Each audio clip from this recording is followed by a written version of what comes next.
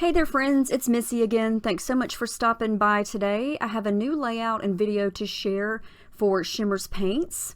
And I just want to say welcome to my very messy desk. This is ridiculous. Look how messy this is. Yeah. Anyway, I pulled out this collection from Simple Stories that's all sticking together. It's called Sunshine and Happiness, and it's from 2016. I was just in the mood to scrap something that matched these pictures, and I love these pictures. I printed them pretty small, and they're just of my daughter's silly face, and I was inspired by the yellow in her shirt, and so I thought, okay, I want to make a yellow background. So I went to my Shimmerz stash and pulled out a lot of yellow, and I'm going to combine this with this cut file from Paige Evans and just start from there. And yeah, I had this collection stored somewhere on my shelves in a big plastic bag, and I think the last time I put it into the bag, I must have been in a hurry because I just crammed it all in there, and I've used it several times in the past, but papers and stickers and everything were just kind of sticking together, so it's a hot mess. But I love it. I love these colors. And I just wanted to incorporate some pinks and some oranges and even some of that light blue color with the yellow. So what I'm going to do is not back the cut file, but I'm going to trace the letters that I cut out of the cut file and then trace them onto pattern paper and cut them out. And then instead of putting them behind the cut file, I'm going to put them on top of the cut file or inside the cut file, but raised up off the page. So this is what I've got so far, and I'm going to leave the hearts open at this point, but I'm going to try to figure out where I want the little photos to go. I didn't put any yellow in the cut file because I'm going to put a ton of yellow on the background, and so I didn't want a bunch of yellow in the papers when the background is going to be full of that color. And then I'm going to have a yellow on top of the cut file with the photos because she's got a yellow shirt on.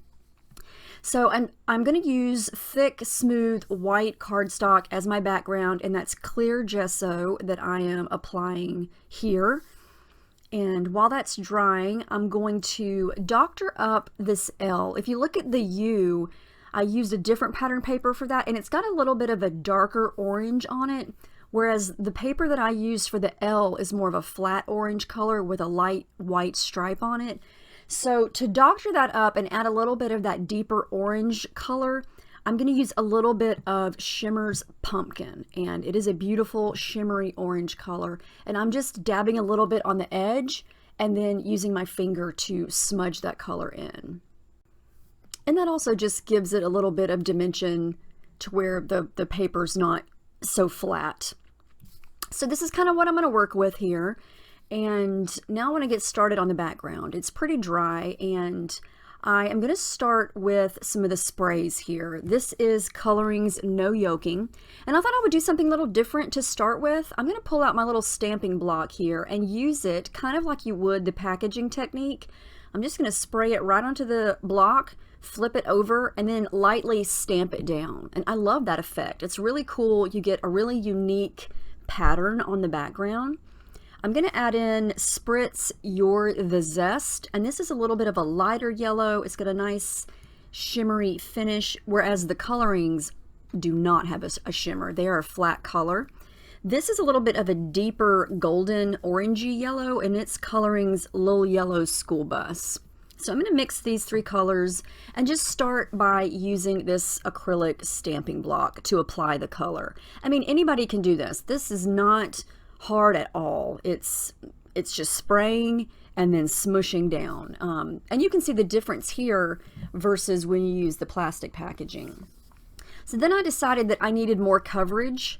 So I decided to just spray a little bit directly onto the paper and then use a brush to kind of spread it around a little bit more. And I still want to be able to see some of the shape from the acrylic block.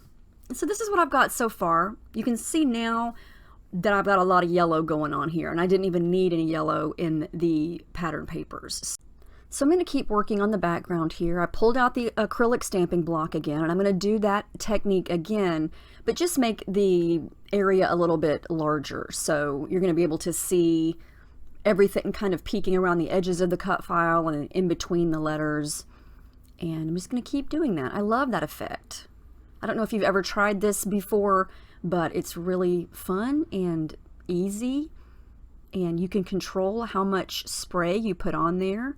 So it's yeah, it's fun to do. And it gives you a really fun, messy, artsy look.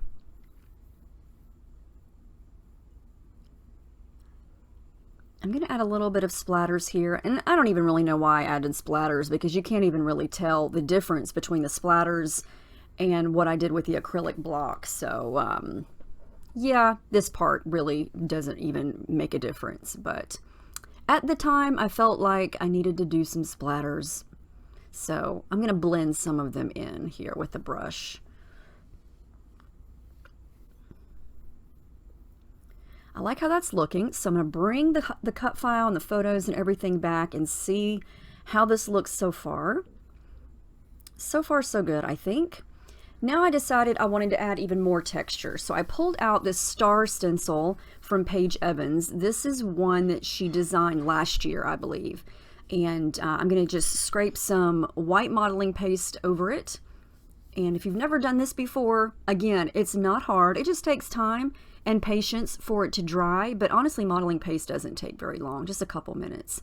But this is a great, fun, easy way to get some texture and some interest and some detail on your background, because whatever shape the stencil is, you rub the paste over it and then you instantly have that image or images on your background. And you could also do this with a cut file if you decide to do that. But I love that effect. So far I like that. I'm not sure how it's going to look with the cut file back on top of it at this point, so I'm going to hold off on doing any more of the stars. Now it's all dry and you can see up close there how cool that looks. Now I'm going to see how much of it is going to get covered and how much of it is going to be visible. Because, you know, I knew right away some of it's going to get covered up, because I know that the cut file is going to go right there in the middle. And I'm trying to decide what to do with the hearts. I want to leave them white, but I don't want to leave them white. So I'm kind of toying around what to do with those. So in the meantime, I leave it alone and I start to add adhesive foam behind the letters, because like I said in the beginning, I want to pop those up and kind of place them right where they are now inside of the cut file. So here's what I decided to do. I decided to just go crazy with my sewing machine and stitch back and forth on these hearts. And I used pink thread, and then I used the light blue color. And I think that looks cool. They're still white, but now they've got some interest and some detail and some texture, and they match, but yet they're still different and they stand out. Then I decided I just love this striped paper. I wanted to use it in some way, shape, or form on this page.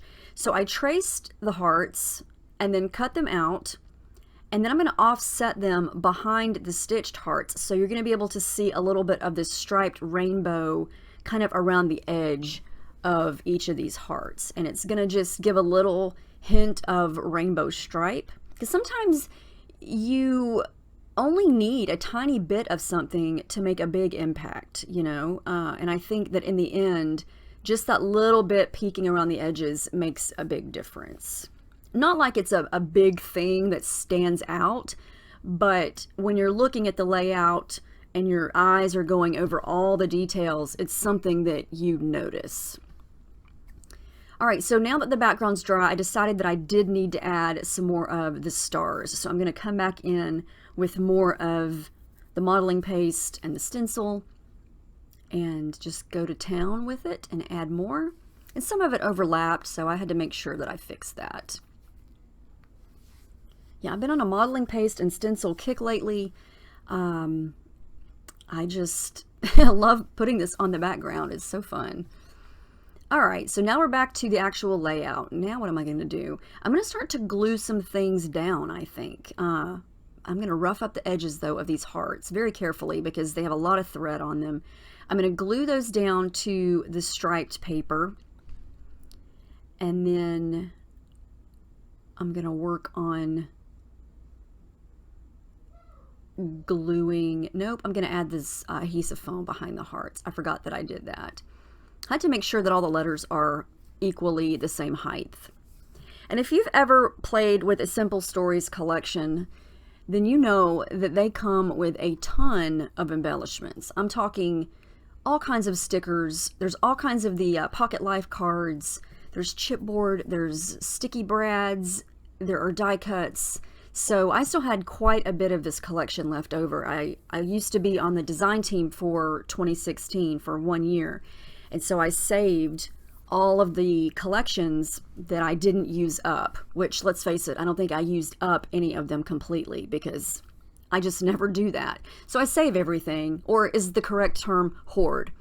Anyway, it's all still in my scrapbook room here. And so, yeah, I pulled it out and I was just in awe of how much stuff there are in these collections. This is from one of the Pocket Life cards here. I had to use this cute little sunshine.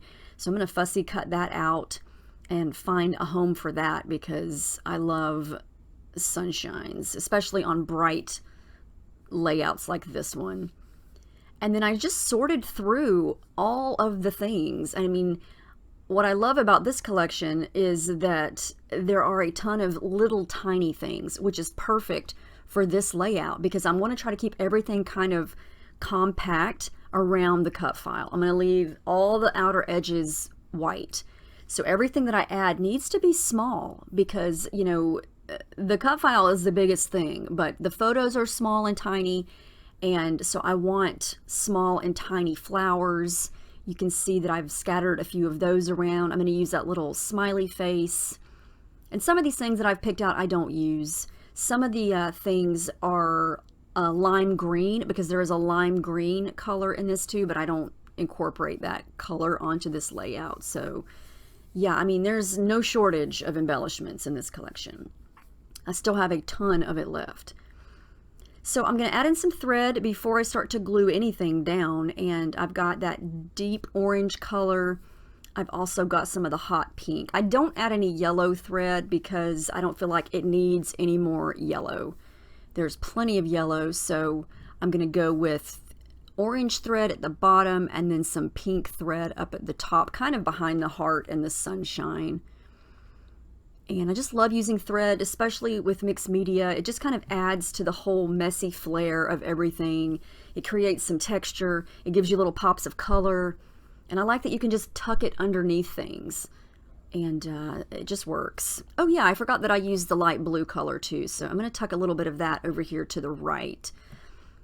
And I felt like that side of the page by the U and that lemon slice needed a pop of the blue color. So that kind of also helps determine where I put certain colors of things. Sometimes I want to do tone on tone where I put all the yellow stuff together, all the orange stuff together, and so on and so on. But in a layout like this, I'm not doing that. I'm spacing everything out. So I want all the colors equally distributed across the entire page. And I like both of those techniques. Just depends on the layout, depends on how it turns out and the direction it goes as I start to make it. Because let me be honest here, when I first was planning and thinking about this layout, I originally wanted to do a completely monochromatic yellow page. Yellow background, yellow in the photos, and then just yellow paper, yellow embellishments. And you can see that quickly changed. As soon as I pulled out this collection and saw all of these other things in all these bright colors, monochromatic went out the window. And that's one of my favorite things about scrapbooking is your ideas shift and change quickly as you go. You know, you have one idea in the beginning and then 5 minutes later, you've completely changed your mind and went a different direction. And I love when that happens because sometimes, you know, the final result is better than what you had originally thought. Sometimes not, but a lot of times it is. And so, yeah, I say if you get a new idea that's different than how you began, go for it and just see where it takes you. I'm still embellishing here. Look at all these sticker sheets. There was so many things. I couldn't stop. And everything was so tiny. And that was perfect because I have a hard time using giant embellishments a lot of times. And so these little tiny ones, look at these little tiny stars. It was perfect to just tuck in places. so many things. So yeah, that's what I'm going to do. I'm just going to keep working at it. And you can still see plenty of the yellow background. And I always say that, you know, the backgrounds look intimidating and look like most of the time, oh my gosh, you've done way too much. That's way too much mixed media. But then when you put everything back on top of it, like I've done here, it looks totally different. It looks a lot more tame, you know, because you can see it around the edges. You can see it peeking through the open spots inside the cut file and around the photos. And it's just enough, you know, because sometimes your mixed media can just be subtle, you know, it doesn't have to dominate the entire layout. And so in this particular layout, I wanted to show how you could use your shimmers to create a complementary background. And I feel like that's what this is. It just, the yellow complements everything. So what I'm pointing out here is that I added a couple more stickers to the edges of those two photos there. It was like a little label sticker that had that blue color. So I tucked that in there. And I felt like the area with the Y needed a pop of the blue. So I found this sticker that says yes. And I love the font of that. It matched perfectly. So I glued that down. And then I decided that I wanted to add a little variation in color around the edges where all the yellow is. And so I'm going to blend the little yellow school bus with some of the pumpkin, just to get a little bit of a darker, not orange, but just a darker shade of yellow, and then just add a little bit of it here and there, just to kind of break up the background. And I originally was going to use my regular paintbrush, but then I decided to pull out my water brush, and so I'm just dabbing it into the color and then squeezing it slightly to add a little bit more water and just smudging it around the edges here, trying not to get any on the papers because I don't want to color up the actual outline of the white cut file. I want it to stay white so it helps the cut file stand out. And yeah, if you have a question, I know I get questions sometimes about my water brush there. I got that at Michael's a long time ago, but I know they still have them. I think it was maybe $8, but it's awesome. You unscrew where the black part is, and you fill it with water, and it's squishy. And so then whenever you squeeze it, water comes out of the end, and it's perfect. All right, I decided to get a little brave here and go splattering. And this kind of works out, and then I kind of change my mind. But I'm splattering Pretty in Pink Coloringz, the perfect color pink. And the background wasn't completely dry, you know, that's a rookie mistake. I should know to let the background dry. And so when the splatters started hitting some of the wet yellow, they started to run and bleed. They did not stay in splatter form, so I just decided to blend them. And in the end, I actually like it. So yeah, some of the yellow background is going to have some hints of pink in it. But yeah, note to self. Let the background dry in one color if you're going to add another color. Otherwise, it's going to bleed. And then I kind of did it again. This time I'm using a hint of mint, and it is a beautiful color. It's so pretty. It matches the light bluish color in these papers here.